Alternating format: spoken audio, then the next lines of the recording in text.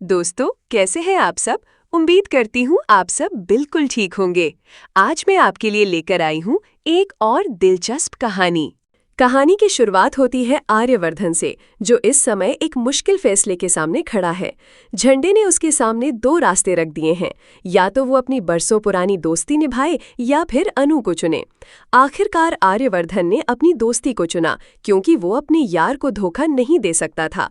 लेकिन अनु के लिए उसका प्यार भी उतना ही गहरा है और इसी बात से वो बहुत दुखी रहता है। घर आने के बाद वो गिल्ट में डूब जाता है और फिर से उस सीक्रेट रूम में चला जाता है। लेकिन इस बार हालात अलग हैं। वो तय कर लेता है कि अब इस कमरे को हम आग के लिए बंद कर देगा।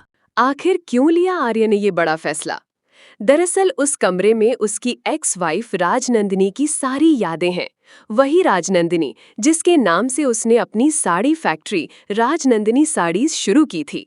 उस कमरे में उसकी तस्वीरें और यादें भरी हुई हैं। लेकिन अब आर्य समझ चुका है कि उसे अनु से प्यार है और अपने अतीत को भूलकर उसके साथ एक नई जिंदगी शुरू करनी है। लेकिन दोस्तों, ये तो बस शुरुआत है। असली ट्विस्ट अभी बाकी है और आगे की कहानी तो और भी ज्यादा खतरनाक और हैरान करने वाली होने वाली है। अगले दिन ऑफिस में अनु बेहद गुस्से में होती है और आर्या से बिल्कुल बात नहीं करती। आर्या भी दुखी होता है।